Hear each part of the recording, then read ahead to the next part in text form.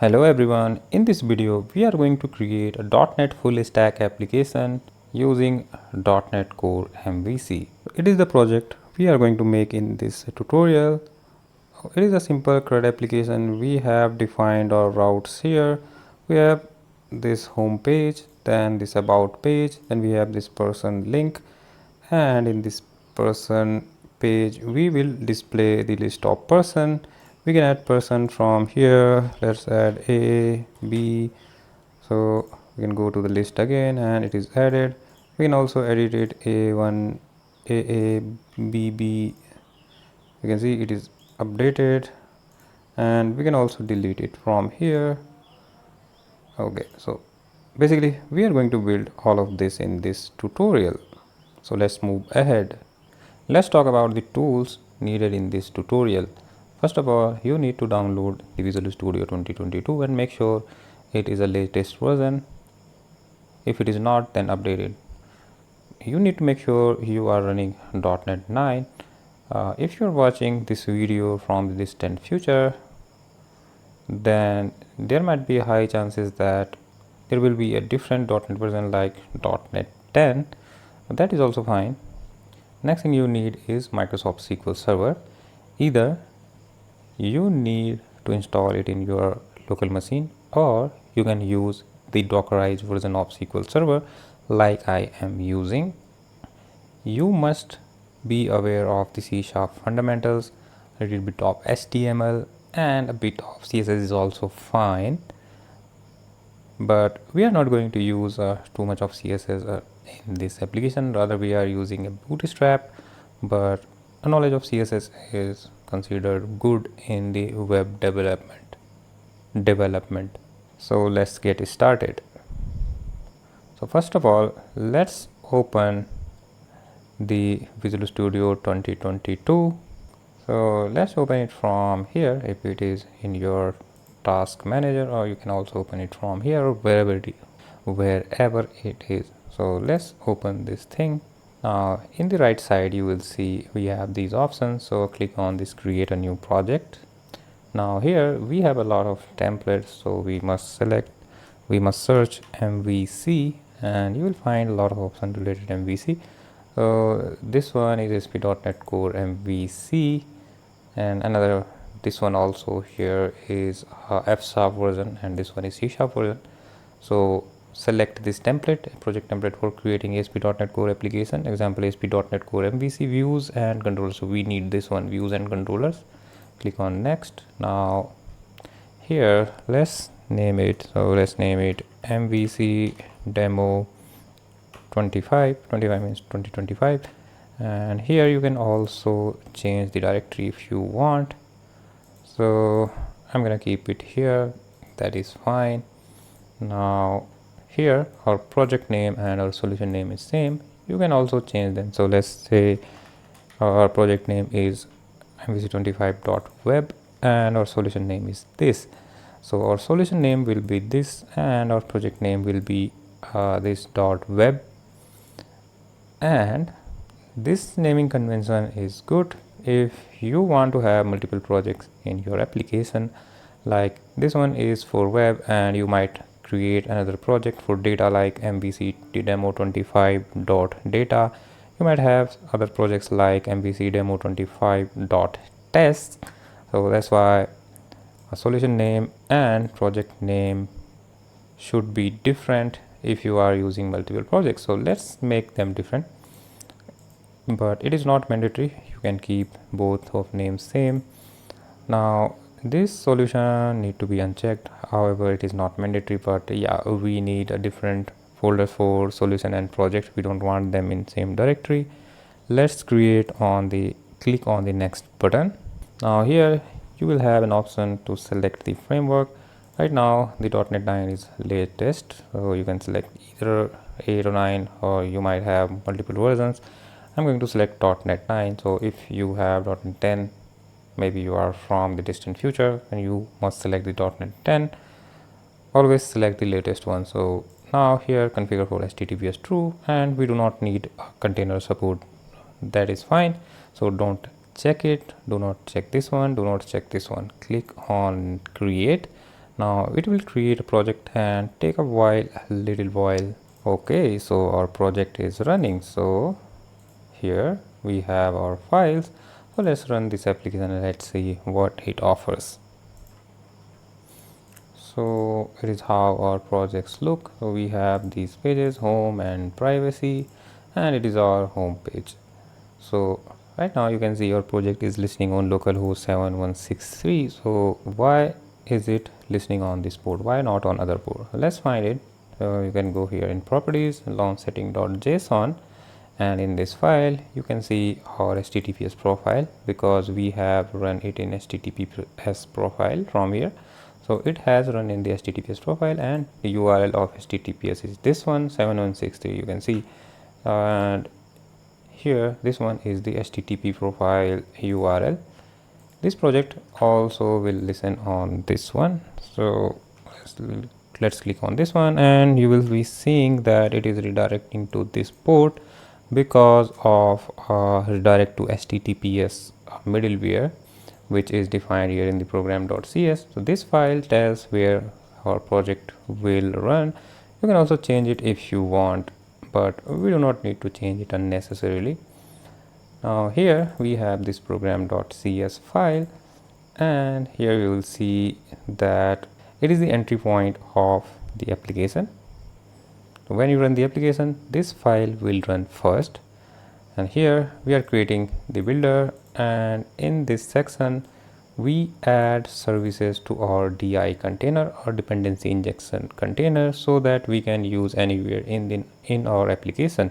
So here we are registering this service app.controller with views, and now we are building our app, and in this section below here we define our middleware. So middleware always run in the HTTP request pipeline. All of them will run, and all of them will run in a sequence. And here you can see we have used this use HTTPS redirection. That is why when we are typing this, it is redirected to the 7163. Okay, and here you will see app.mapController route.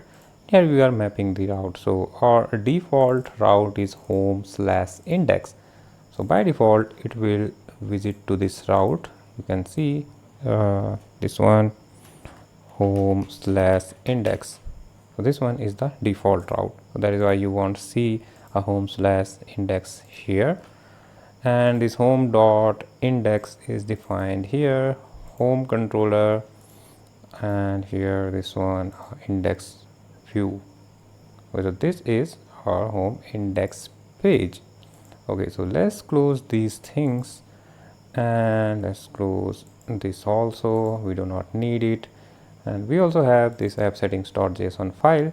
Here we define our connection strings or some other things like JWT secrets. We have two types of file, two types of app settings.json. First one is app setting.json, and another one is app settings.development.json. So this file takes precedence in the development environment, and this file takes precedence in the production environment. If you have defined connection string here in app setting.development.json, and you also have defined a connection string here.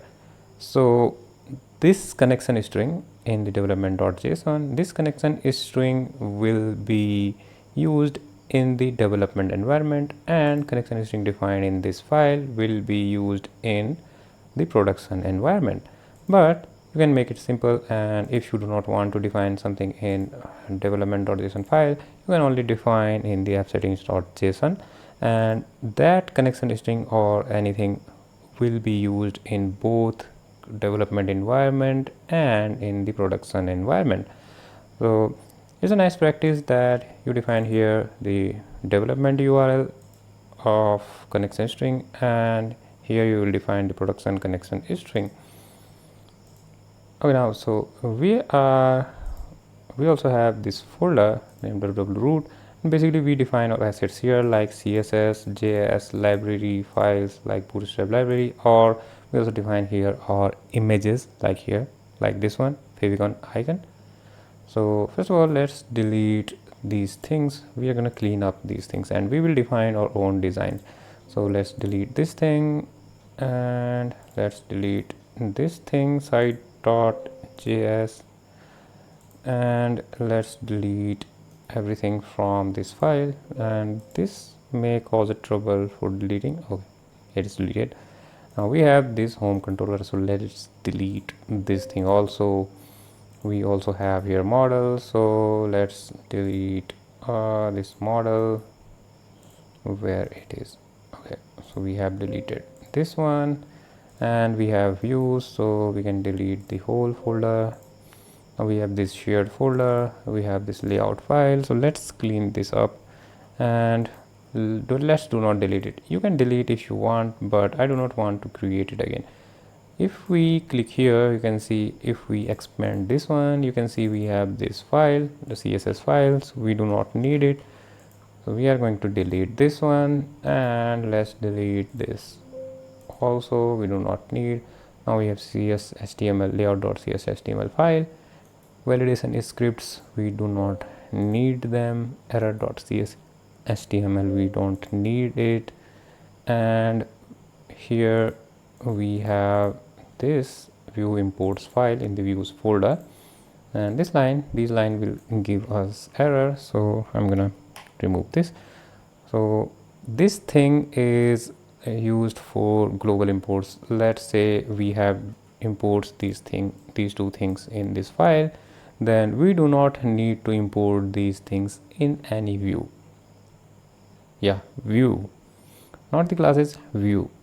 Whatever you want to import in views, you can define it here, and those things will be shared across all the views. Okay, so let's comment these things. Okay, now we have this view start.cshtml file, and this file get executed before rendering of any view, means it will render before each view. That is why we have put layout here, so that this thing will be shared across every view. Let's comment this thing. Okay, now we are fine. So let's create our first controller. So let's create here add controller, and let's create a MVC controller empty. Here you have lots of options, so we have to select this MVC and then this controller, the empty controller, and now let's define a name. Okay, our luck is good, so by default its name is home controller. Let's add this home controller. Make sure you have selected this one, MVC controller empty. Let's add this one. Okay, now here you can see this namespace, and we have this what is it, parentheses here and here. We can also remove it. If we put a semicolon here, these parentheses will be removed. Now we have this index method. Let's create another one, and let's name it about.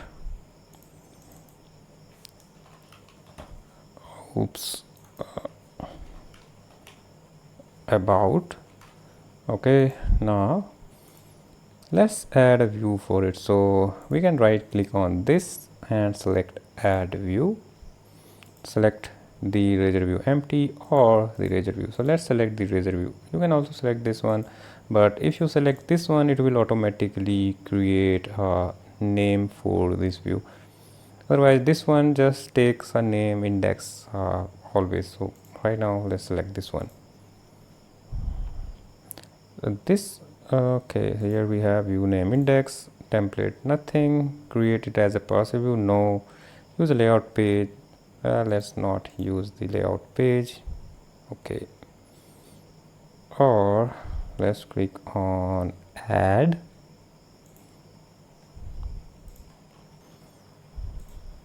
As you can see, it is created. So let's remove this thing, and we are done. And let's type here h1 hello. That's it. And let's create another page, sorry, view.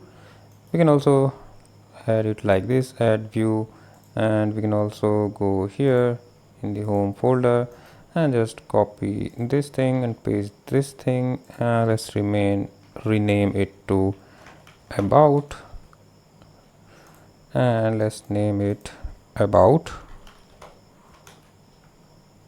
Okay, now let's add few more views, but before that let's create a controller.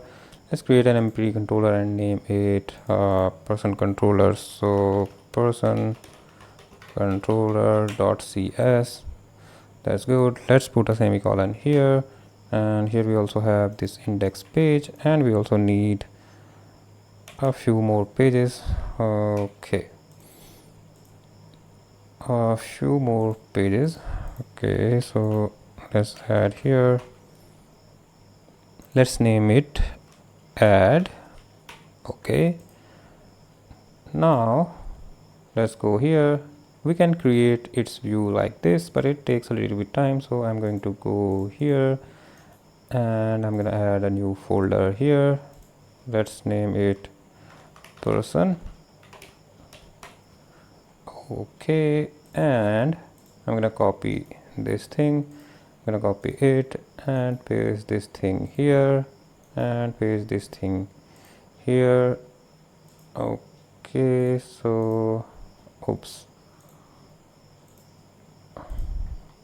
let's paste it.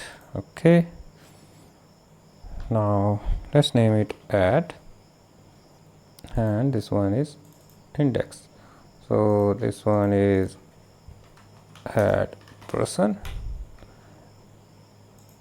and we can also go here, go from here. If you right click here, go to view, you will go in that view, go to view, and you can see it is a person list. Okay, now we have created our views that we need right now. So let's run this application and let's see what it does. As you can see, this one is our home/index page. We can also go here home/about, it's about, and we can go other routes like name of controller, which is person, and name of method. We have index in the person controller, and we also have a method name add. We can visit add person. So let's make it a little more beautiful. Go to the description box and you will find a web design link. So if you click on that link, this repository will be opened, and here we will have multiple things. So first of all, let's copy this style.css file. Let's copy this guy, copy from here, and okay, where is www root? Let's create add new item.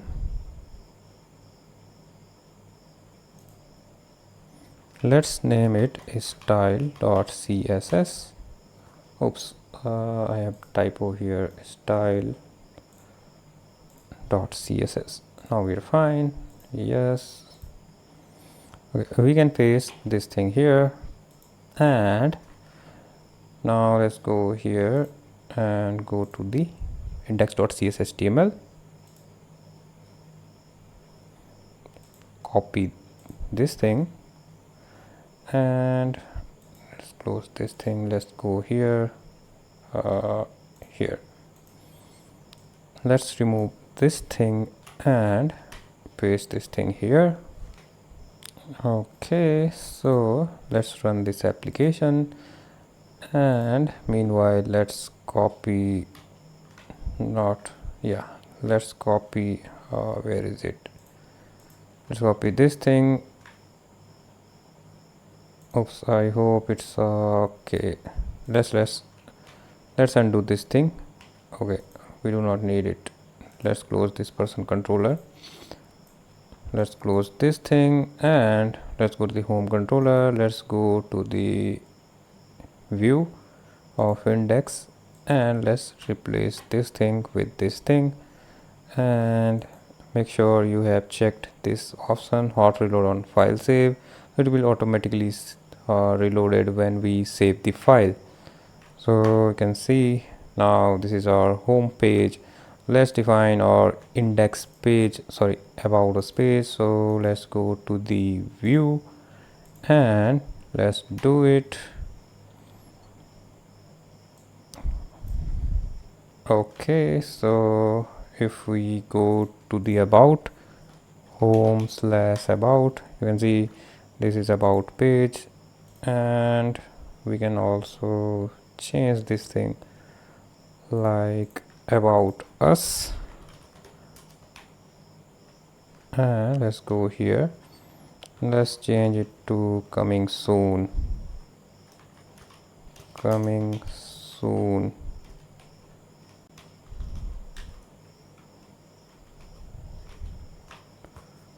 Home/about.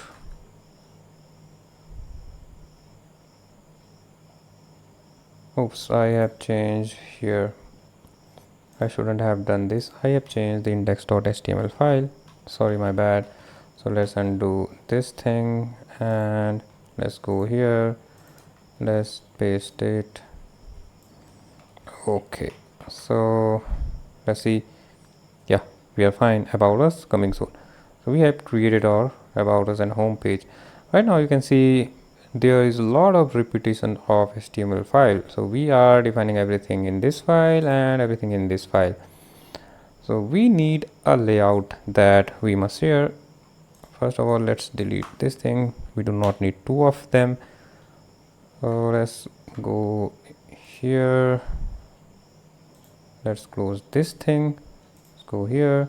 So let's say we have this layout page, and here we have this nav bar, and let's say we also have a footer. Right now we don't have a footer, but let's assume we also have a footer.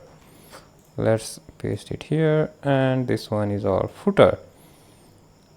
Here it is our layout, and here it is our footer. So let's say, okay, this one is our person app, and let's paste it here, and here it is our footer. So it is our layout page, and we also define something here that will always change. So we can call it content page, always changing. This one is our content page, and this one is our layout page. It is always fixed. This is our layout page, and it is always fixed. And this one is, oops, this one is our content page, and this content page is always changing. So we make our layout page, and in the content page we load our content pages like home index and home, about, person index, person add, person update, and so on. So these pages will be loaded here, and our person layout page will be fixed. So let's create our layout page. Let's copy all of this thing and go here. We already have inside the shared folder a layout.cshtml. Let's copy this thing and paste this thing here. So let's talk about this page a little bit. It is our basic HTML page, and we are using Bootstrap 5 CSS, which we are loading from the CDN, not from the local files. We already have deleted our local files. We are also using font or some icons, so we are also using CDN for that. We are also using Google fonts, which we are also loading them from the Google, and I'm using the font name Inter. It must be defined here, Inter. So you can also change it if you want. You just have to go here, just type Google fonts, go to Google fonts, and let's say you want Poppins, so Poppins, Poppins.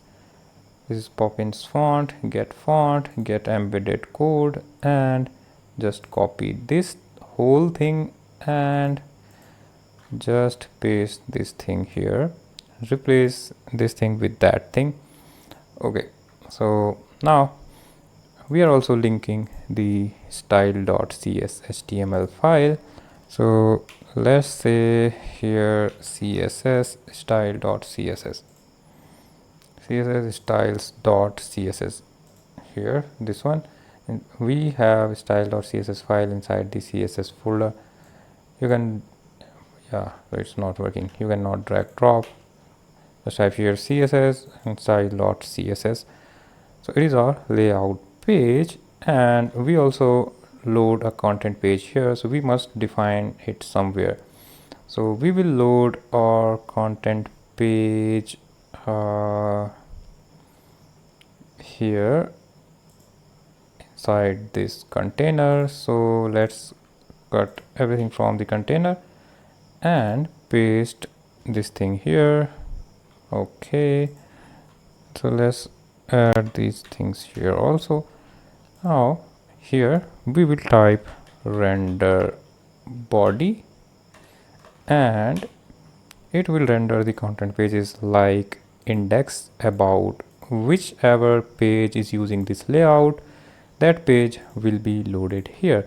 If index page is using that layout, that index page will be loaded here. If we are in the route of index page, if about us is using this layout, this about us page will be loaded here. So let's go here in the content section. Where is it? Content. Okay, here this container section, just copy, not copy, just cut it from here and delete everything. Let's define it. It is not mandatory to define this block, but it's fine. So let's, okay, about us is defined, index is defined. Now you can see now our index page is much more compact. So let's run our application. And right now you can see nothing is loaded because we haven't linked our layout page to these pages, home and about. One option is you manually define the layout page here. So you have to define in every page, or you can define it here in this view start.cs HTML file, and this file will render before every view. So let's define this thing here. Now we have linked our layout page here, and this view start.cs HTML file will be rendered before every view. If we go to the index.cs HTML file, first this view start.cs HTML file will render, it will load the layout, then the index.cs HTML file rendered. So remember, view start.cs HTML file always render before each view, not before partial view but a full view. It will render always before each view. We have defined our layout page here. So let's close this thing. Now here index.cs HTML and layout, so this one about.cs HTML. Let's say you don't want to use that layout page here, so you can just type layout equals to null, and that layout page will not be applicable to this about page, but we do not want this. So now let's run this application and let's see. Now you can see it is our home page, and there must be your about us page. We will go to that later. Let's go here and let's define our routes. So where it is, okay, here first of all let's define the brand section. Here it is, here we have this brand, and let's replace it with this slash means we are loading our default page, which is home/index. Either you can write this, and you can also replace it with this. It means our default path. Okay, so let's go here in the index section, home, and we can also replace it with this, and we have this about. Where is it? Here, just type here home / about. Let's go here, we have this person, so let's change it to person / index. Okay, let's go here, let's go to this thing about. You can see our about us, it takes us to the home, it takes us to about, it takes us to home, and this one is person, and we haven't linked it with a layout page because we have defined a null there. Let's go there in the person page, person controller, and let's go here, go to view, and you can see I have defined a null here. That is totally fine. So let's remove everything from here, and where it is, let's go here, and we also need to copy few HTMLs. Let's go here in the list file, let's copy this thing, and where it is here. Okay, so now do the same thing, copy everything from inside from this container div, delete everything, just define this thing and paste this thing. Okay, so we are done with our person.controller index page. Now let's go to the add, and let's copy one more design. This one will be our last design, so let's go here, and it is a form. Let's copy this thing, and let's go here, let's remove this thing, let's remove everything, and do the same thing, cut everything from the container section. Where is it? Let's find it. Okay, so here it is. Let's copy this thing, cut this thing, remove this thing, and let's paste it here, and we must have a link here, but before that let's change it to add person, not add update person. And here we have this link called show all, and it will be redirected to person / index. Here we will define all the person list, and we must have a link here also. Let's press enter here. Okay, and where is our link here? Add more, and let's redirect it to person / add. So you can see it is our person list, about us, person. If we click here, we will go to this page. If we click here, we will go to this page. Okay, so we are done with our designing part. So let's do some database related stuff now. So first and foremost, we are going to create a model class. So let's create a new class. Let's name it person.cs. Okay, let's press a semicolon here. It is not mandatory to put a semicolon here, but I like this approach, so I'm going to put it. Okay, so we are going to create a new property. So type here prop, press enter, and it will create a new property for us, and let's name it id. This property is equivalent to the column of a table in the database. Let's say we have a table name person in the database, it will be a column id, and this column will be auto incremented, and it will be a primary key. Entity framework automatically make it auto incremented primary key if we name it id or name it table name id, or table name is person id. It will also do the trick. It will be created as a primary key and auto incremented field. Let's go with id. That's fine. Oops. Okay, so let's copy this thing, paste this thing, paste this thing. Okay, so let's name it string and let's name it first name. And right now it is yelling at us. It is saying either make it nullable, or if you are not making it nullable, then you must type here string dot empty string dot empty, or just type here null and exclamation sign. You must have some value, so I'm just going with string dot empty. Let's do the same here. Oops.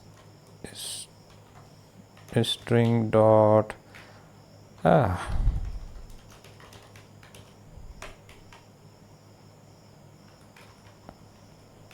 string last name. So right now these properties will be nullable. First name and last name, these properties will be nullable, so we don't want that. For that, let's type here required. What the hell, these things are annoying. These suggestions are annoying. Required, you can see I'm not seeing what is behind these suggestions, so I'm not able to see where is it. It's totally annoying for me. Required.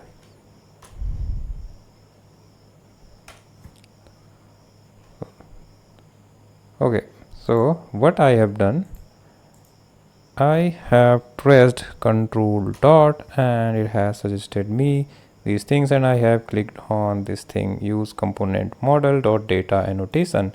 You can also hover your mouse here and go here, so potential fixes. Now if you click on this, you will have these options and you can click on this. So either you can use the shortcuts like Control dot and select this thing by pressing enter, and it will add this using statement here. We also need another validation, which is max length, and max length will be 30. Okay, now let's copy these things and paste these things here. Okay, so our model is defined.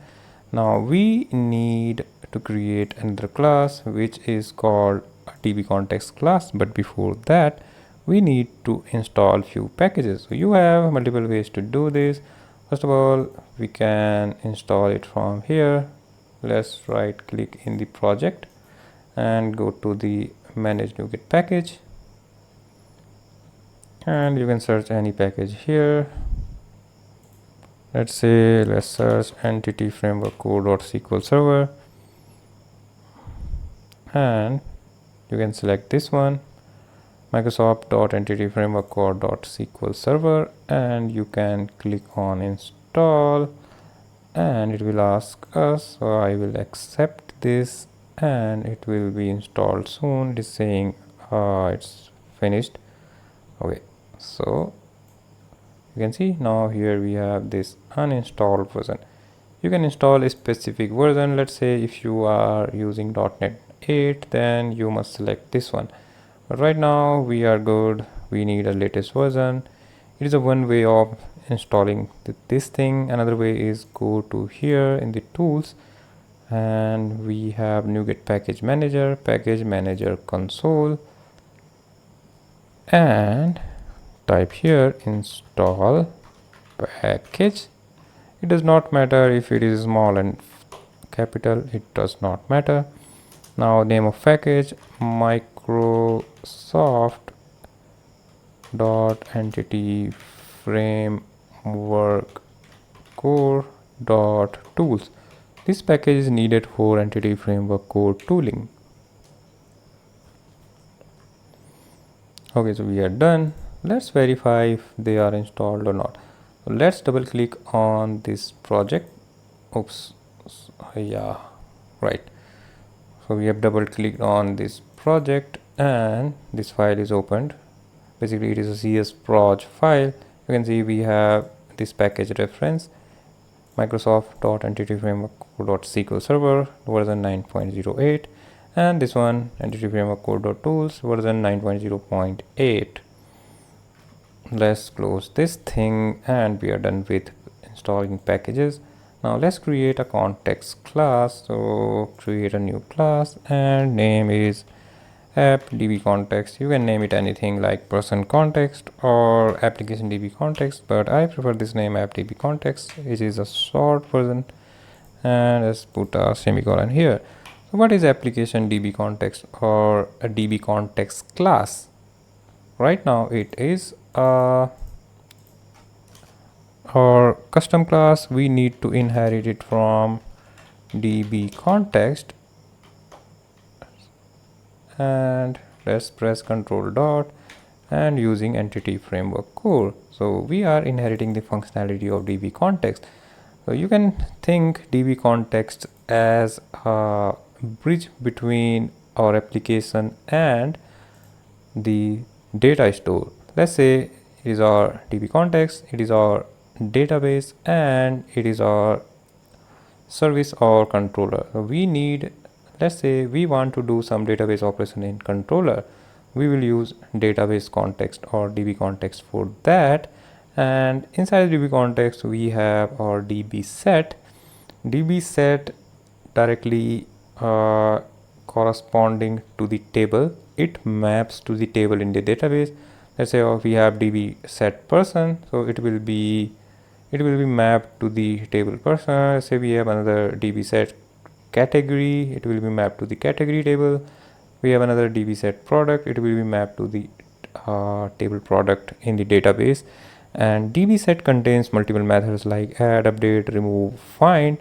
You can interact with database through these methods. So we use DB context, and inside DB context we use DB set, and inside DB set we use add. Basically we have to use this method, this add method, to save anything in the database, to add anything in the database, update anything in the database, or remove or find something like that. Right now let's just understand it as a abstract view of DB context and DB set. You will understand eventually when you are writing the code. Right now we have our DB context, so let's define our DB set. So type here prop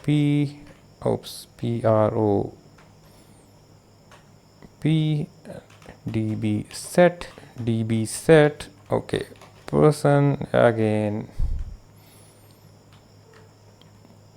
let's name it people. You can name it anything, like you can name it person. So if you name it person, the name of table in the database will be person. If you name it people, name of table in the database will be people. Make sure name it plural, which is a recommended way, but it is not a mandatory, but it is a recommended practice to name your DB set pluralize. Plural form of person is people, category is categories, product is products. Okay, now we have created our DB set. Let's create a constructor. So type CTOR. You can see CTOR. Press enter. Press tab or enter anything. Press tab. It has created a constructor for us. And here we will type DB context options. I'm not able to see what is behind.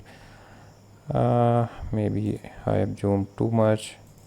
Let's see DB context options. Yeah, so I'm fine. So this problem is because of zoom, but if I want zoom, then you won't be able to see it clearly, and if I zoom it, then I won't be able to see it clearly. That's a dilemma. Okay, it doesn't matter if I see or not, you must see it clearly. So let's type here DB context options. You can see DB context options,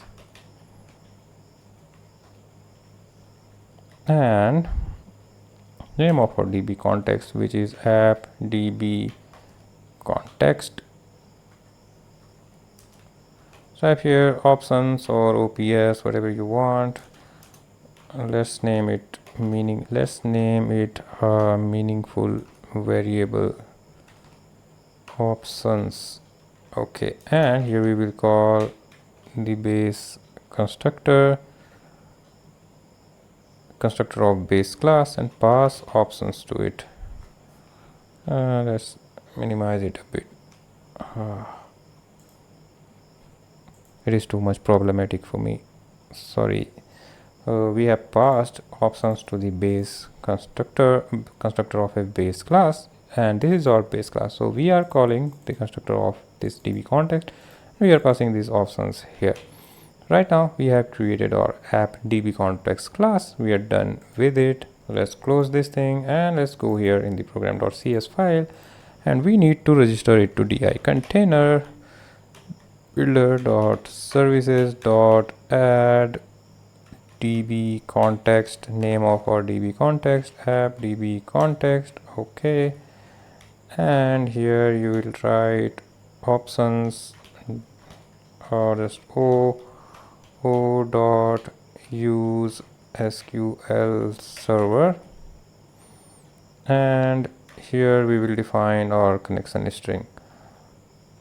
Okay, now we need to define our connection string. So go to the app settings.json and go here and type connection strings. It will have a key value pair.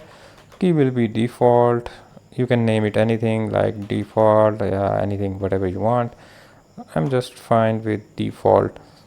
So here we will have our connection string.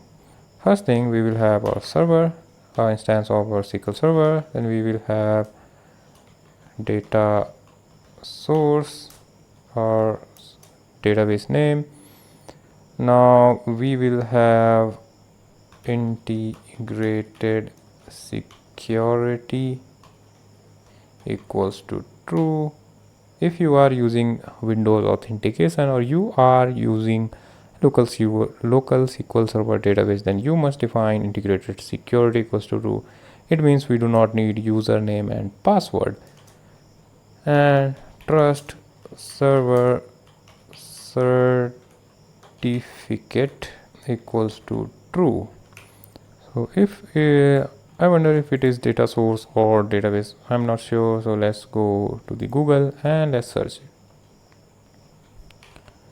entity framework core SQL Server connection string. We can go here in the connectionstring.com, and we can also find this thing here. Let's go to this one, and here we will have multiple connection string like server and database. Yeah, it is database, and user ID, password, blah blah blah. So it is not a data source, it is a database.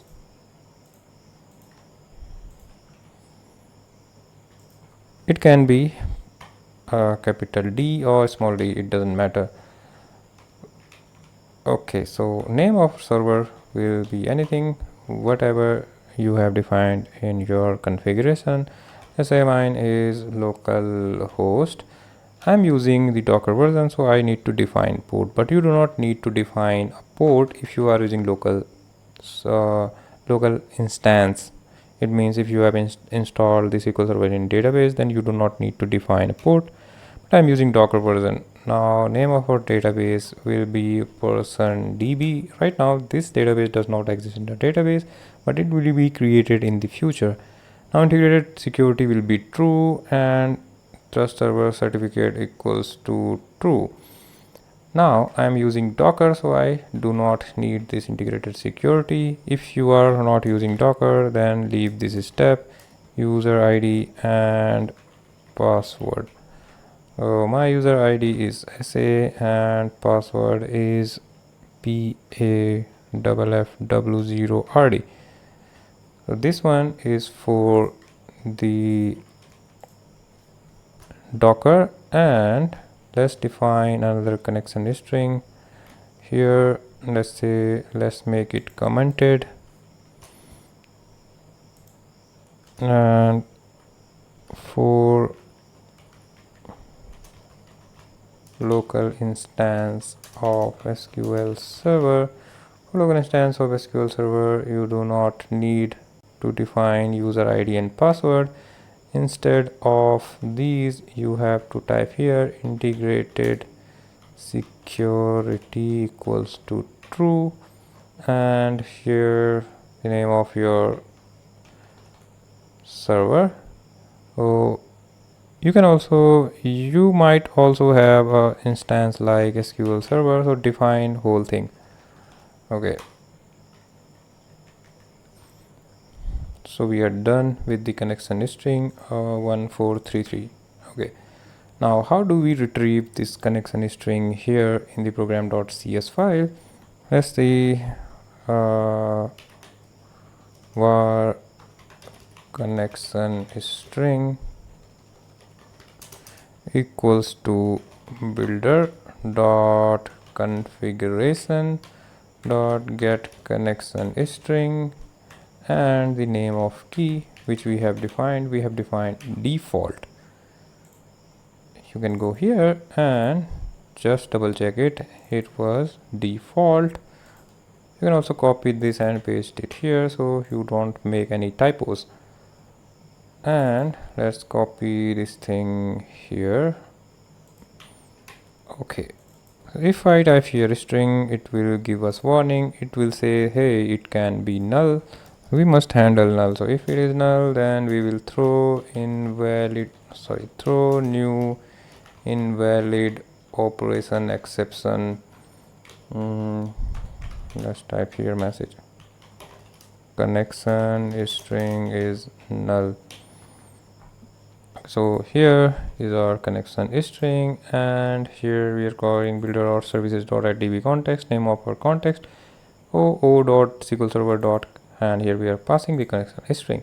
So in this line we are registering it to the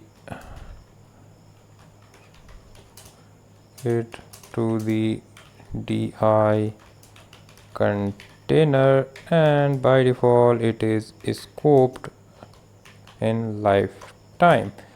So make sure to learn about the service lifetime. We have three types of service lifetime: transient, scoped, and singleton. I can talk about them briefly. Like singleton services are created only once per application lifetime. Transient services will be created every time, even in a single HTTP request, and scoped services will be created in a single HTTP request and shared in that HTTP request. So scoped one will not be created twice if it is in the same HTTP request. Okay, so we are done here. Now how do we persist these things in the database? How our database will be created? Let's open the package manager console, control PC, or you can go here, tools, where it is Nuget package manager console, and type here add dash migration. Name of file is initial create. You can name it anything. I'm fine with initial create. As you can see, it has created this file, and you can find this file here inside this migration folder, and this one is the file initial create, and this one is the snapshot or database. You can check it is a whole snapshot or of database. This one is the migration file which is created just now, and here we have the create table. It will create a table named people, and here we have this column ID, type of int, label false, and it is our identity column with with increment of 1 and initial value of 1. First name is max length 30, and it is a non-label column. Last name is the same as previous, and here we have a primary key defined in pk people, and it's on the ID column. You can also change it. You can change this name if you want. Just say if you want to change it people pk people id, you can change it, and this method up will be called when we execute the command update database, and this method will be called when we remove this migration. Okay, so now how to apply this migration? This is simple. Just type here update database, and in this step you might get error if you haven't defined your connection string correctly, or if you haven't configured your SQL Server correctly. So this line is more error prone. As you can see, I am getting error. I'm getting this error because my SQL Server is not running in the Docker. So let's run, not let's, I'm going to run it. So if yours is not running also, then you must run it, and if you are using the installed version of SQL Server, then you must be fine. And let's see. Okay, so it is running right now. Let's go here and let's execute this command again. As you can see, I am getting this error, login failed for user SA. It means my connection string is okay. So let's remove this comma from here. Local host 1433, database person db, user id SA, password PAFF. Okay, it's P@FFWORD. Let's execute it again and let's hope it is fine. And you can see it is, yeah, it is installed. Sorry, our database is created. Now we are fine. And as you can see, this step is error prone for me also. So now I'm going to go here, SQL Server Explorer. You can also choose the IDE like SQL Server Management Studio. This one comes when you install the feature like SSDT, SQL Server Data. I don't know what its full form is. SSDT, SQL Server Database Tool, I guess. So I can also connect to my database from here. Add connection, and server name is localhost 1433, and it will be a SQL Server authentication SAP at the rate P@FFW0RD, encrypt true, trust server certificate true, save my password is also true. We must select the database from here, and our database is created, which we have created earlier, %db. Let me connect to this database. That's just the connection string. It is fine. So let's click on OK. And why am I connecting to database? I want to show you something. So if we go here in the table section, you will see we have two tables, but we haven't created this table EF migration history.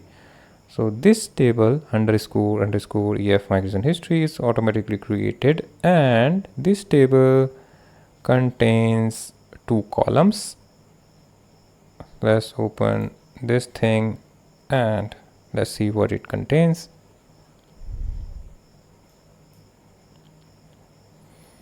You can see it have migration ID and product version. So this one is the name of file which is created earlier. So our name of file is this one. So this name is saved here, and product version is the version of our entity framework core, which is 9.0.8.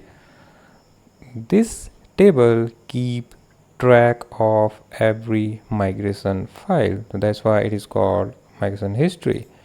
Now we have another table here, this one, people, with this column ID, first name, last name. Okay, so we can close this thing now. We do not need it. We can also disconnect it.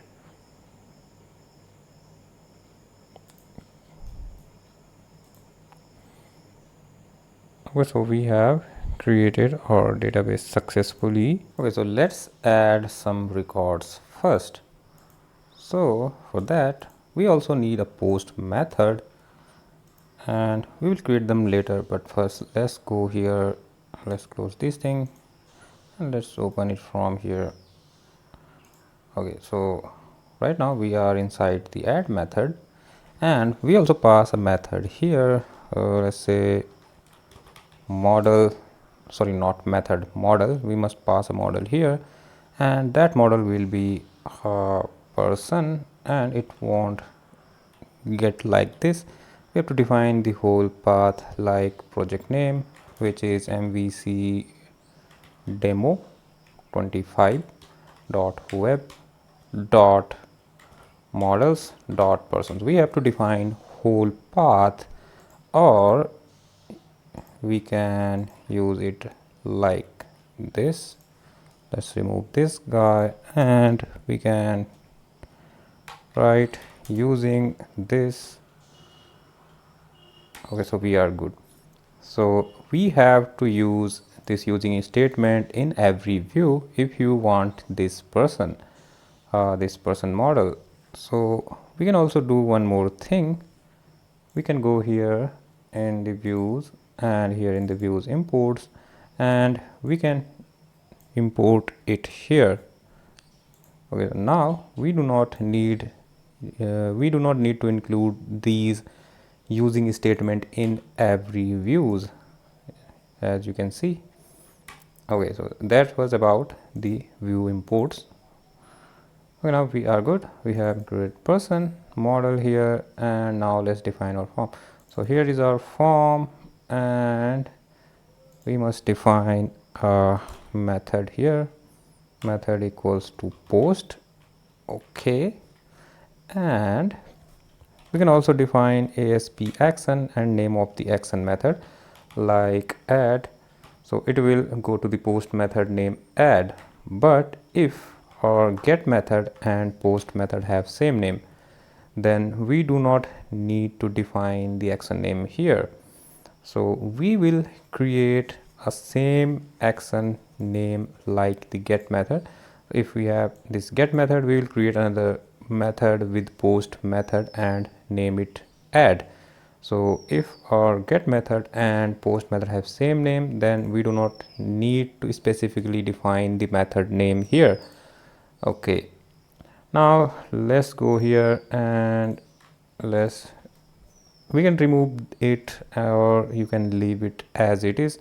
Let's remove it, we do not need it, so why do we leave it there? ASP4, and we will write first name. So now this input method is linked to the first name, and here we can remove this validation message, and we can type ASP validation 4 equals to first name. Okay, we can do the same thing here. Let's change it to ASP 4, and it will be last name. Let's remove this validation message, and ASP validation 4 equals to last name. Okay, we are good so far. And here we have this submit button and this submit method. So when we submit this form, it will go to the post method with the same name, because we haven't defined any method here. So it will go to the same name post method, which is add, and right now we don't have the method with same name, so we will create one. Okay, now we have created. We have to distinguish it with this attribute http post. Okay, and we also need to define a model here, person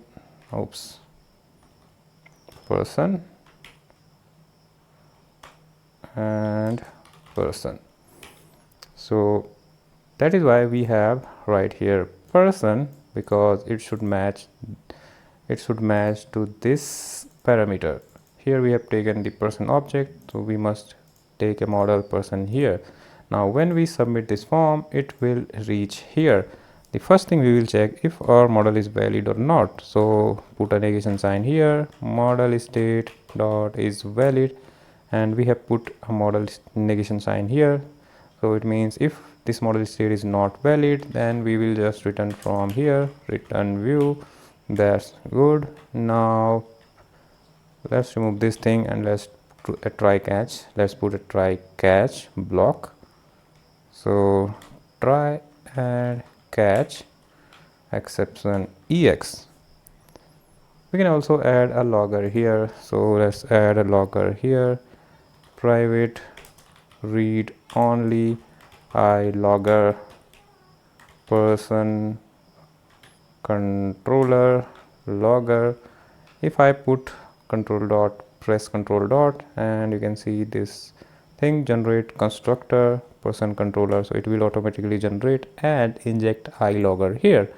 We also need to inject one more thing, which is our AppDbContext private read only AppDbContext underscore AppDbContext. However, it is not necessary to put underscore here, but it's a good naming convention that our private field must look like this. It is a naming convention for C#. Let's name it shorter like context, or you can make it more shorter like CTX, whatever you like. Press control dot and add parameter to person controller. It will automatically add it here. Now we have injected two things here, which is AppDbContext and this iLogger. It is called dependency injection, and we are injecting it through the constructor injection. Okay, and we haven't integrated any third-party logger like nlog or serilog. You can easily integrate it and everything will be same. So I'm just using the basic logger provided by the Microsoft. Okay, now and one more thing, it will log things in the console by default. So let's log this thing here, logger logger dot log error ex dot message. Okay, now we will just return a view from here, and let's pass a message to temp data, not message, temp data dot success, dot success, not dot success. Temp data success equals to, let's pass a success message. Oh, oops, sorry, it should be temp data dot error. Error message will be, let's say, error on saving person record. Let's say, okay, now we're good here, and let's work in catch block.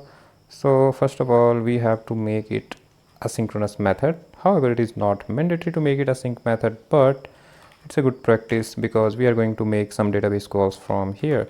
A private async task, let's go here. Okay, private async task add.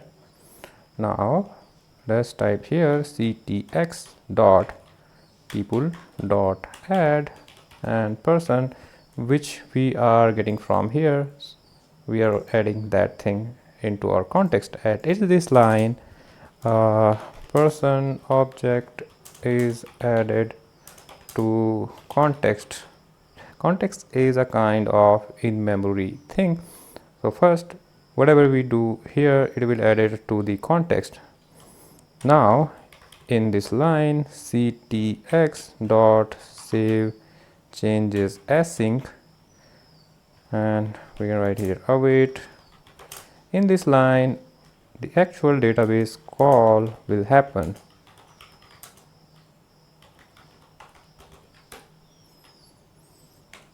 At last, we can write here temp data success equals to saved successfully. Okay, it is looking good so far. Right now, okay, right now we are not returning everything. We are returning from here, here, but we are not returning from here. So we must redirect to return redirect to action. Name of action is our add. Name of our action is add. We have to redirect to this action, this one. Either we can type it hard coded, or we can type it like this: name of action method add. It will automatically get its name in the string form. Okay, so it is looking good so far. So let's run this application.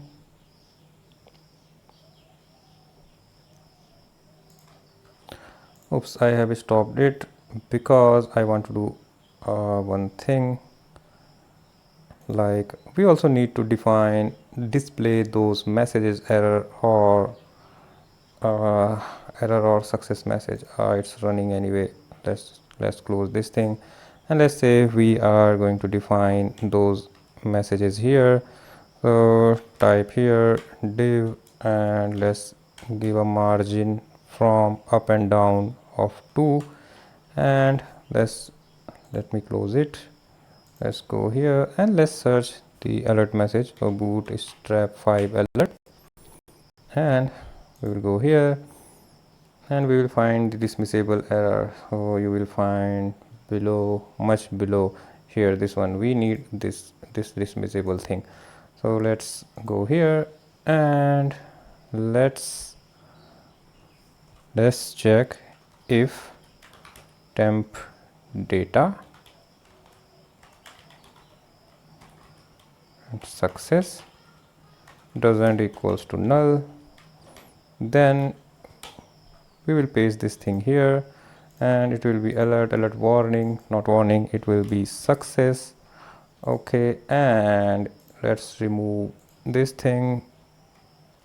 Okay, and here we will define temp data success. Okay, and let's copy this thing and paste this thing here. Okay, so it is a one way of doing it, but you have to define it in every view. So that's not a good practice. So we can keep it in a common place. So that common place will be a layout page. So we can search the layout page, press Ctrl T and click on these files, and let's search layout.cshtml, and let's put that thing here before render body here. So let's put it here. Okay, so this is our alert message. So it is our success, so it must be error, and it will be danger, danger, error danger. Okay, now it looks fine. Now we can run our application. All right, so let's go here, and let's type first name, let's type my name, press enter, and let's see. Yeah, it is saying successful, saved successful. Okay, now let's add one more name, John Doe, press enter, saved. Let's name A, B, press enter, and it is added. So let's close this thing. Now let's display those names. So we will display those names in the index method. So first of all, let's do the same thing here, make it async. Oops, async task, and here is a typo, async. Okay, now let's copy the whole block and paste it here. Let's remove this thing, that's good, and we can copy this thing, paste this thing from, cut that thing from here and paste it here. Okay, now we can write here what is it, ctx dot people dot to list async. Right here var people equals to await, and we can put them in the new lines. Okay, it will basically fetch all the rows and all the columns. We can also order it, so let's type here order by p dot first name, and then again we can order it by p dot last name. So it will retrieve data and order it by first name last name. You can also limit it like this, take 5. If you write here take 5, then it will take only 6 records. So we don't need this, we need all the records. If you want only specific columns, like you can write here dot select, then you can write here p and new, and here we will write p dot first name, then p dot last name, something like this. And you can also insert into a sum table. Let's say you have created a person DTO, then you can insert it there. Okay, so yeah, we are deviating from the topic. I'm just showing you can do these things. Right now we are just fetching the people record, and we are order it by first name, then by last name, and we are getting all the records. So right now let's copy this thing and paste it here, and we will return people people. Okay, otherwise we'll return it, we will return just a view. Okay, so it looks great. Let's go to this view, and again, since we are returning a list, so we must type here model I enumerable person, and let's go here. We have multiple rows, so let's remove those rows. Okay, let's remove these 3 rows. Okay, let's remove this empty space. Okay, now let's put a for each block here. For each var person in model. Okay,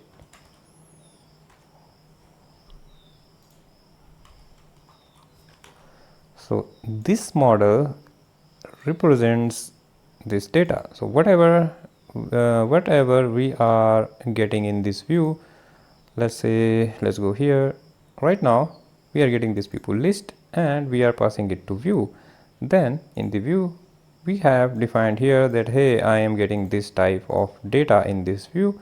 We are defining it, and that data saved into this thing model. Okay, we can get the people list, people data from this model. We haven't defined it anywhere. It is a .NET, it is an inbuilt thing in .NET framework. Okay, now we can write here person dot first name. Okay, and here @person dot last name, and we can also define the methods here, but right now we don't have any method for edit and delete, so let's leave it like this, and it's looking good so far. So let's run this thing. Okay, so let's go here in the person section. Okay, and you can see we have these names, and they are ordered by name, A, then J, then R. Okay, so now let's work on this edit section. For that we must have a method, so let's go here and let's copy all of this stuff and paste that thing here. Let's change their name and let's change it edit. Okay, oops, I wonder what I've done, so let me undo everything. Okay, so let's copy this thing again and paste this thing again. Now we are not getting any error. Type here edit, type here edit. Okay, and in this section we will also get a parameter id, and it will be an async method because we are going to make a database call. So let's type here task and this thing. Okay, edit. Okay, now let's copy this thing and let's define this thing here and let's change it to delete, and we will work on it later. But why am I doing this? Because I need to define these links here. So it will be person, name of our controller, and name of our method, which is edit, then the parameter which is id, person dot id. Okay, and just paste this thing here, copy this thing and paste it here, and instead of edit let's change it to delete. Okay, and we will define one more thing here.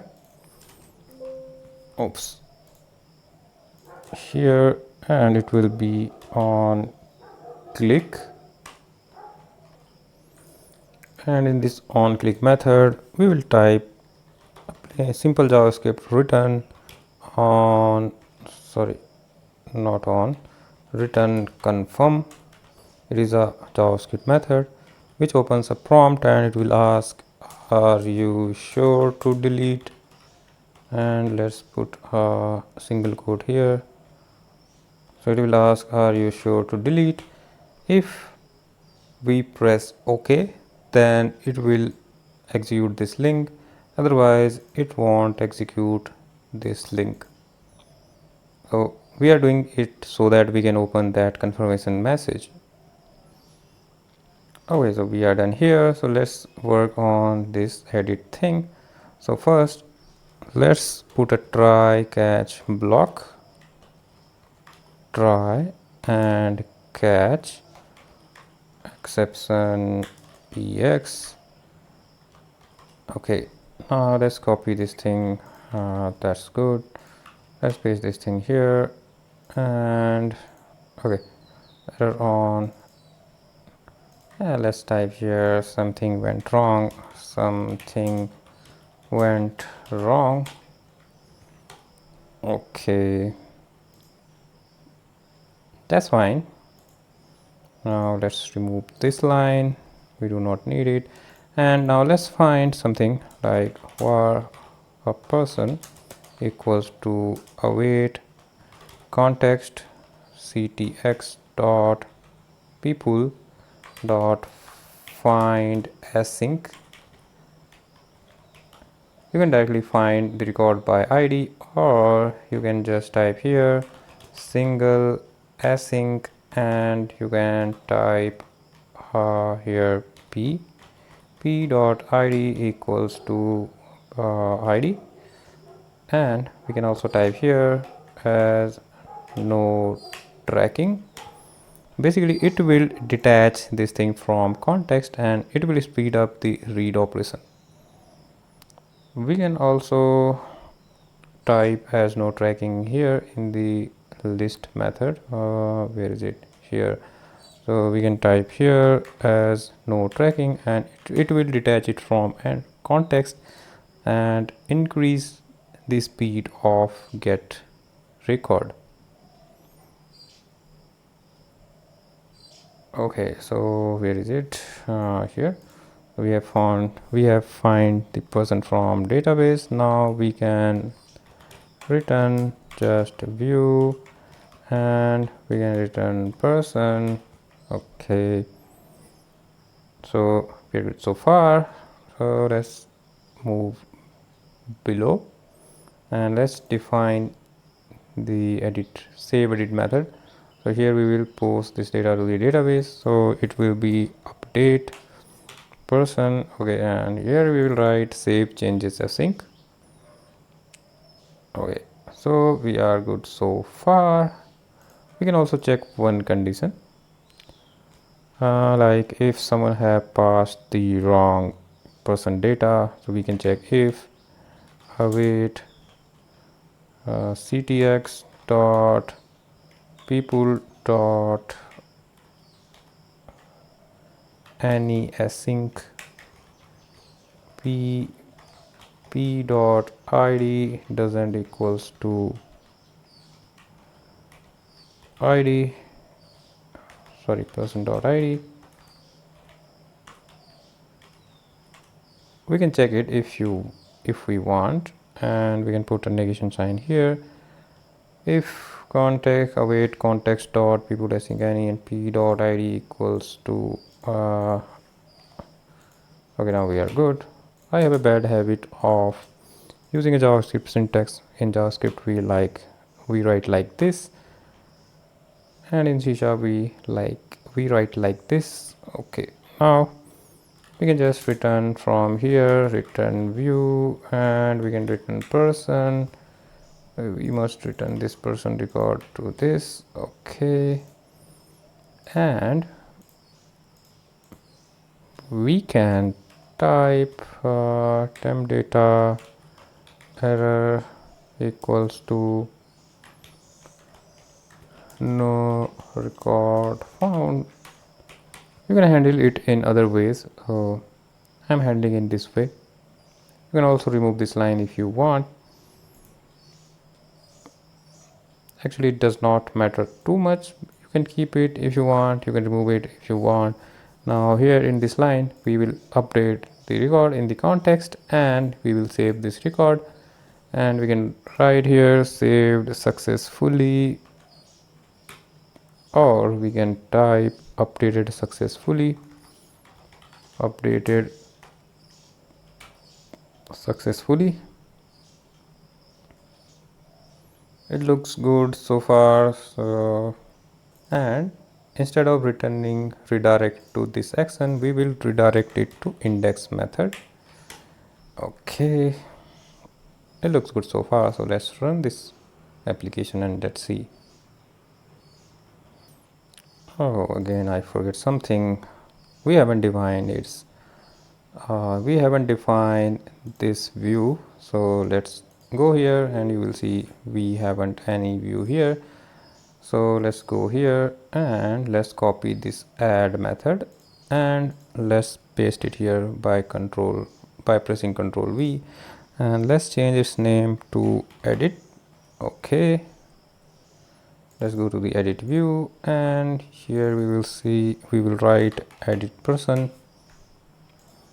This will be same, and this thing will be same, and we will add one more thing here. We also need an ID here, so we will include a hidden text field, hidden input field, sorry. So input type equals to hidden, and ASP4 equals to ID. That's good. Okay, now we are good. And here instead of save, we can also write update. That's it. Okay, now let's go here and let's run the project. Our project is running, so let's go here and let's click on this thing, and you can see it has loaded this thing. So let's remove this, and you can see we have our validation message. Let's name it to Mike Clark presenter, and you can see updated successfully, and its name is Mike Clark. Okay, now if we click on this button, this delete button, you can see it is giving error because we haven't defined anything in this method. So let's add one more name here. Let's name it A B. Okay, you can see we have now this record, and we will delete this record in future. So first of all, let's copy this thing. Okay, we are good. Now let's go here and let's paste this thing here. Let's remove this line, and let's remove this line also, and we will return redirect to action, and action method will be the name of index. Okay, and here we'll write some actual logic like await ctx dot people dot remove id, and sorry, not await, we'll write await here, await context, not context, it's ctx dot save changes async. First we have to find a method, an object where person equals to await ctx dot people dot as no tracking single async p dot id equals to id. Then we will pass it here. Okay, now we are good, and here we will write temp data success, it is small s success equals to deleted successfully. Okay, and I have noticed something in the add method. Where is it? Add. Here it is, saved successfully. Okay, now our delete method is also completed. So let's go here, let's run the project. Okay, so I am here, so let's go here and let's try to delete this thing. Let's cancel it. It's working, and if I click on OK, and you can see it is deleted successfully. Okay, now we have implemented all the functionality we have needed in this project. In this video, we are going to deploy .NET plus SQL Server app into Azure. For that, we need to create two resources. First one is app service, where we will deploy our web application, and another one is Azure SQL, where we will deploy our database. Both of resources will reside into a single resource group, which will be created along with either of one service.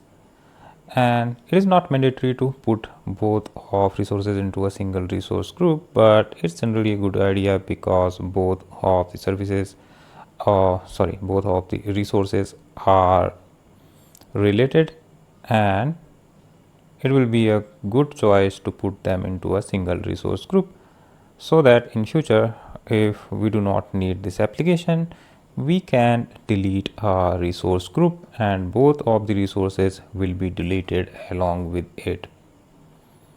Now we have few ways to deploy our application. So first one is directly from Visual Studio.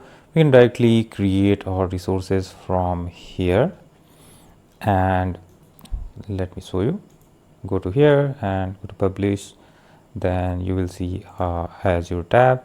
Now you will see this option, Azure App Service, or from Windows, for Linux, choose either one. And in the next section you will see here we will have some options. So let's wait. Here you will see an option to create a new instance. When you create a new instance, then you will have this option to create all of this. So it is one option, and another option to create resources from Azure portal. So I'm going to create resource from Azure portal. I find it more easy, not exactly easy, but I find more control here, especially when I create a SQL database. So that's why I am using it. So I have opened two tabs here. In one tab I will create a app service, in another tab I will create the SQL database. Deploying our web app from the Visual Studio is the most simpler way, and it is good for smaller application, but for production most of devs do not recommend this approach. They usually use CI/CD pipeline for automating the deployment process, but you can also use this way, which is more straightforward.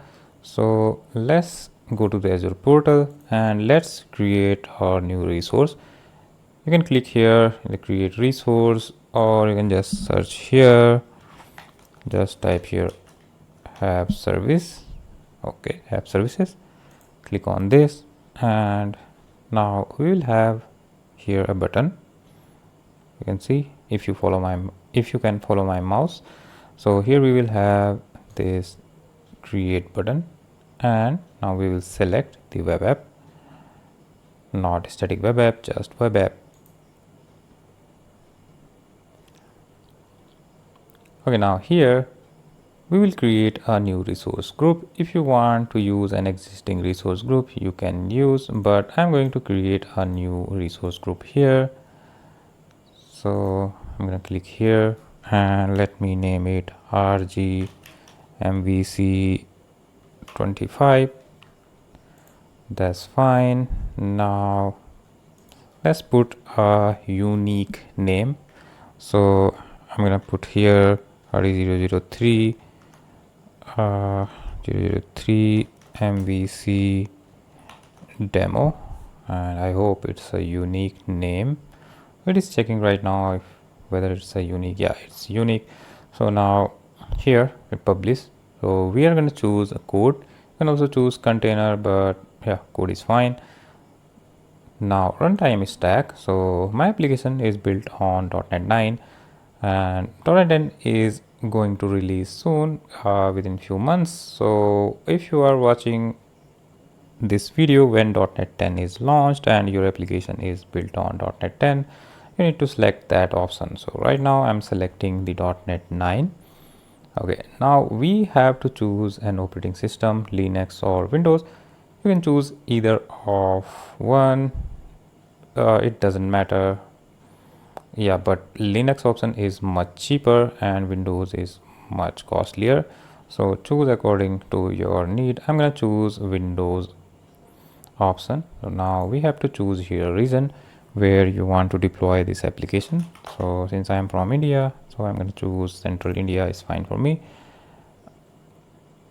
Okay, now we have to create this Windows plan, but actually it is already created.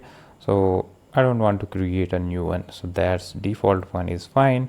Now we have this pricing plan. So we have multiple plans like free, so it is free.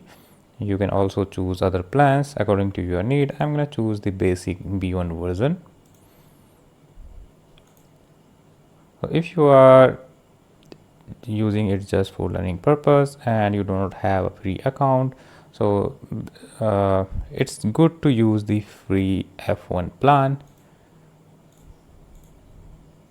Okay, now with free plan we don't have, with basic plan we don't have these options. So next, click on next. So we have here in the database. So I'm not going to create database here, so I'm going to skip this option. click on next. Now we have this deployment option.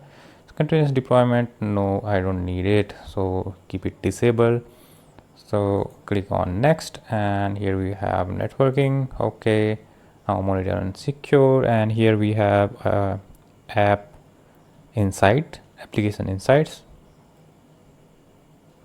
So for me it is by default checked, so I'm going to select here no, because it creates an additional cost, and we are not it is not a tutorial for application insights, so we are not going to use it.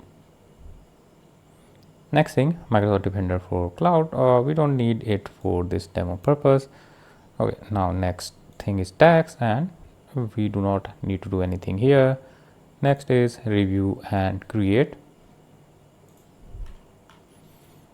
Okay, so it's done now, so you can check the details here. Subscription this, resource group, name, secure unique default hostname enabled, published code, .NET STS, runtime stack, and it's a plan, Windows, Central India, basic, size small, and this, monitor and secure, application inside is not enabled, and deployment, basic authentication disabled. Yeah, that's fine, we need to disable it. Okay, now click on the create, and it will be created soon.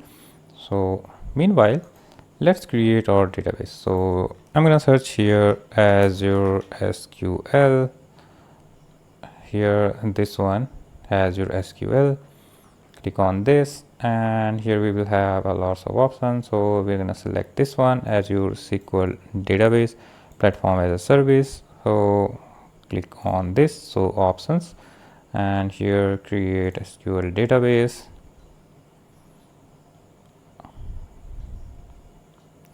Okay, now we have this offer. It gives us one SQL database per application plan. So if you want to use that free SQL database, you can apply this offer. I'm not going to use it, so I'm going to move forward now. Resource group, and here I'm not going to create a new resource group because we already have created one, and I already have told you we are going to create both resources inside the single resource group.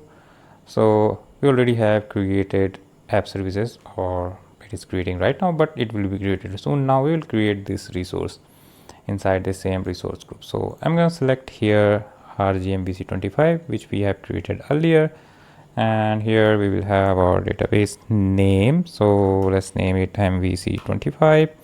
That's good. Now our server name, let's create a server. Let's name it RD003 RD003 MVC 25. Okay, sorry, we have to create a new server here. Right now we don't have any server here, so let's create a new server. So RD003 MVC 25, and that should be fine. Yeah, we are fine. So here we need to select location. I'm going to select this one, Central India, because my app service is in Central India. So you want to make sure that your app service and database should be in the same region, otherwise you will get a hell latency problem. Means yeah, your website will become slow, because let's say your application is deployed in India and your database is deployed in US, so it is definitely going to be slow process. Okay, now here authentication method. Now this option is interesting. You can choose three options. So this one is considered not considered a secure option. So either select this one or this one. This one is the most secure, because we do not have any username and password, so it's not easy to hack this one. So you can choose this one also if you really want to logged in with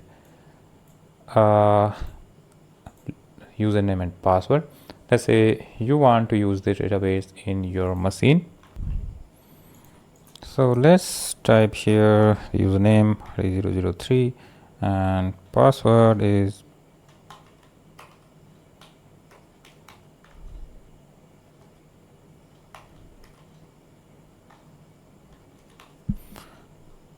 so it's not matching. Let me type once more.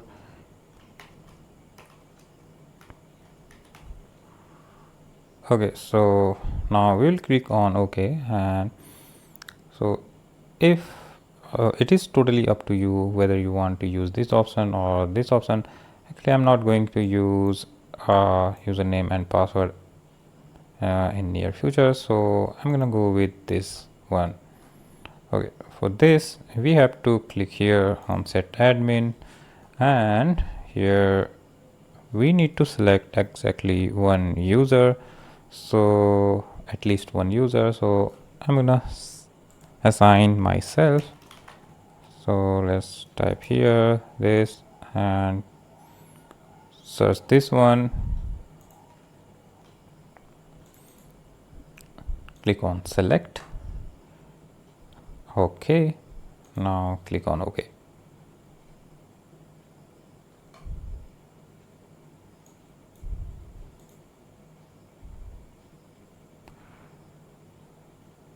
Okay, now let's go here, and we are here. Now want to use a SQL elastic pool, no workload environment. I'm going to use development so that we can save some cost here. And here compute plus storage, general purpose. So let's click on this configure database, and here we will configure it to basic.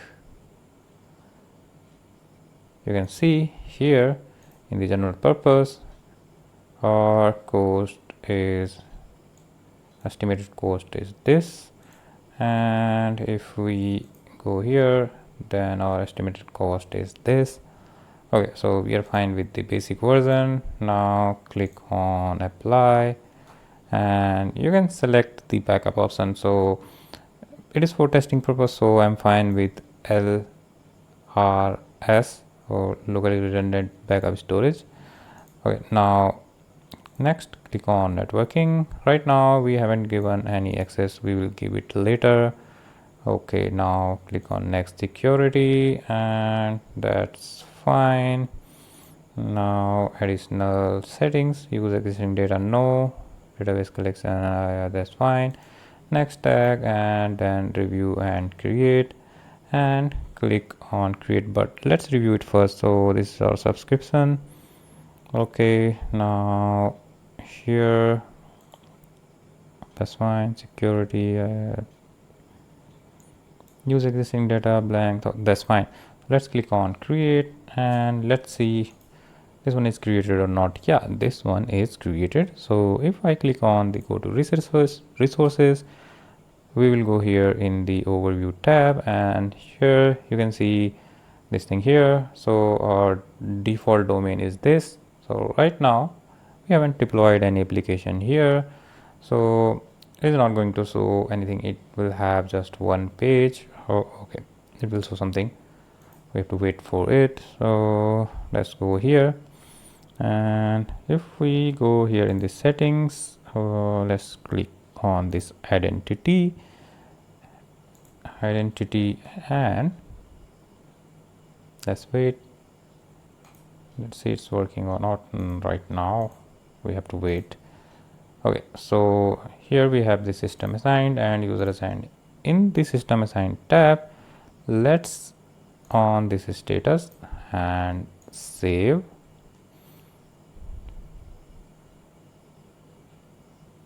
We need to on this thing because we need to register this application in our database. For that we need to on this setting. Okay, now it's still in process, so we have to wait. Now I have paused recording for a while. Now our deployment is complete, and this page is also loaded. Okay, so right now it is not showing anything. Let's close this thing. Now we need to work on this, so let's go here and go to resources.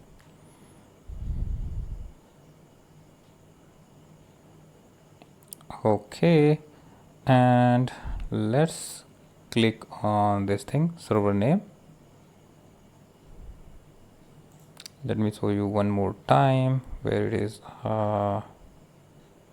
We need to click on this thing, server name, this thing. So click on this thing. Now here we will have a networking tab somewhere.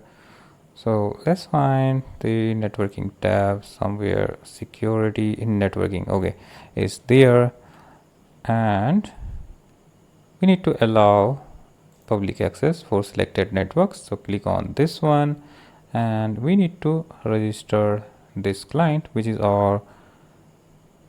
is my public IP address. So you need to click on this thing, and you need to allow this for firewall, otherwise you won't be able to connect the database from this machine. Okay, so if you want to connect to the database in this machine, you need to register this IP address. It's mine, so your will be some different. So click on this button and click on save. Now you can access your database, because you need to access this because you also want to deploy the database script. So now we are good here. Okay, so now let's go here in the overview, and we can go to the database where it is here, this one, SQL database MVC25. Let's go here, and now let's go to this query editor. You can use the SQL Server Management Studio, but this one is much easier, so let's use this one. Click on this button, continue as this, because we just have enabled the option of managed identity, so you cannot log in with username and password.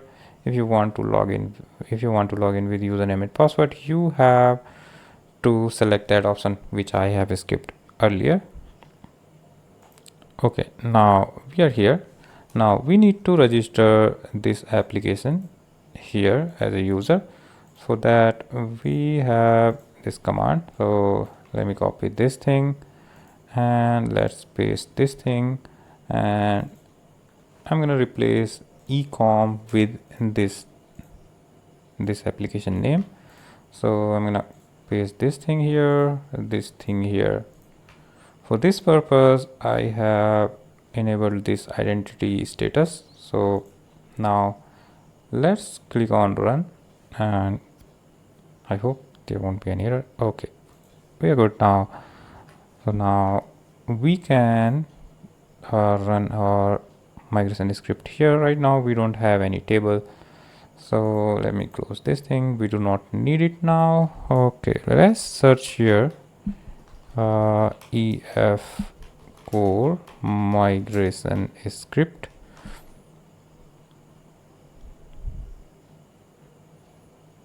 Oops, ef core migration script.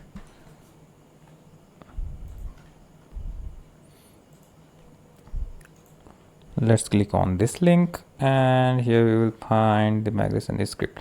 So we can directly apply this script, but we need idempotent script, this one. So I'm gonna copy this one, and basically idempotent script is more secure because it runs inside transaction, and it will have some more benefits, so you can read it from here. Okay, right now let's go here, and not here, sorry, let's go here and tools, and here we will have manage Nuget packager. Oh, Nuget package manager console, and let's paste that command here, script dash migration dash add important, and it will create a migration script for this database. Okay, so it's done, and here you can see. Okay, now let's copy this thing and paste it here and run it. We are done here. Let's remove this thing, and here let's refresh, and you can see we have these tables. So right now let's go here, and you can see we don't have any records. So I'm going to insert few records here. Insert into dbo.people, first name, last name, values,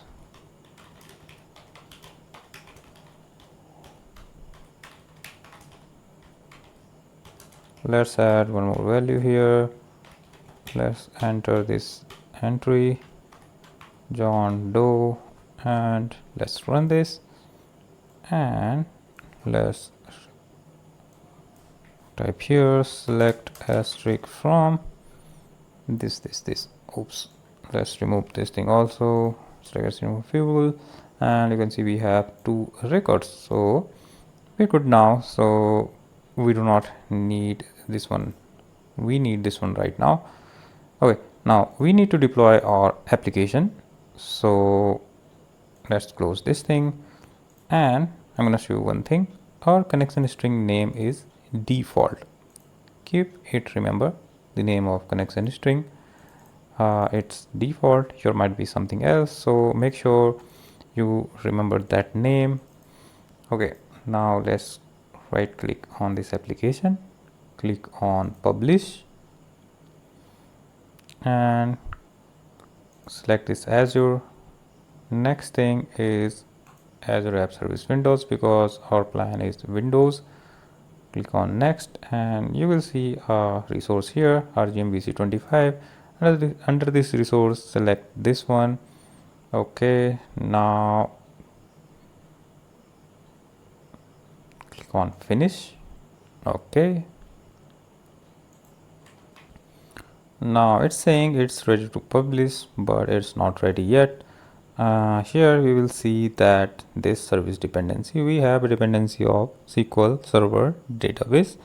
Okay, just click on these three dots, click on connect, and select this one, Azure SQL database, which we have created earlier. So you will find here MVC25 is the name of our database which we have created earlier. Click on next, and here, like I told you, remember the name of your connection string. You need to put that name here, but you can also find the name here. Okay, so our connection string was this one, connection strings colon default. Default is the name of our connection string. So our connection string is going to be this one, and as you can see, you are not seeing any username and password here because our connection string is passwordless, which is more secure. Click on next and click on finish.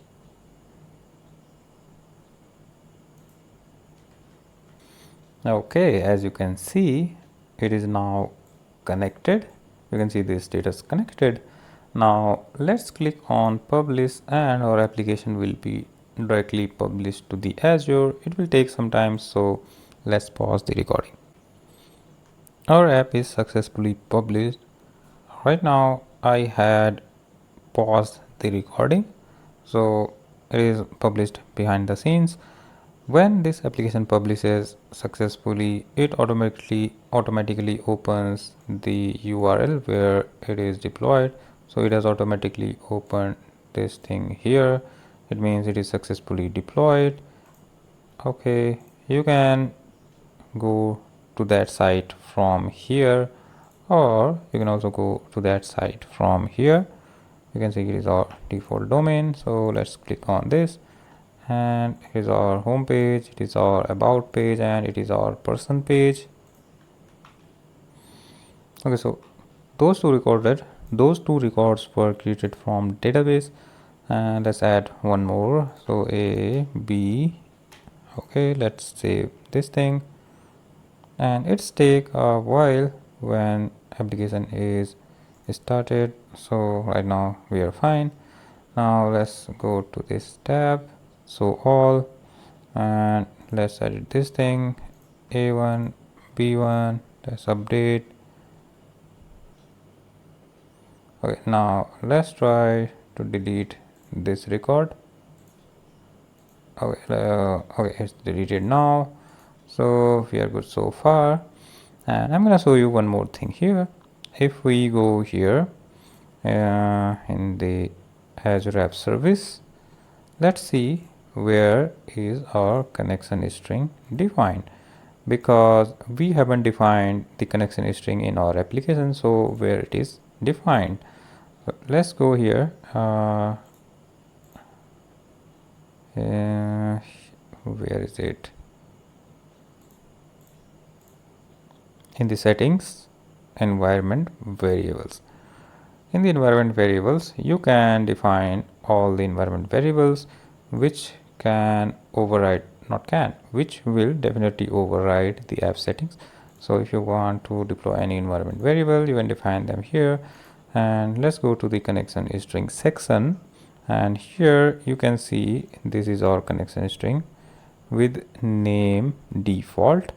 Here you can see its value. So this is our connection string. And okay, now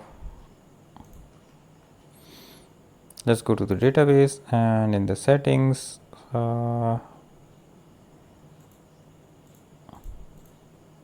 here connection strings,